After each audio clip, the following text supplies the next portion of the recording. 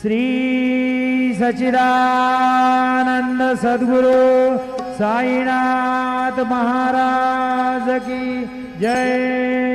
ओवाळू आरती माझ्या सद्गुरुनाथा माझ्या साईनाथा पाचाही तत्वांचा दीप लाविलाता निर्गुणाची स्थिती कैसी आकारा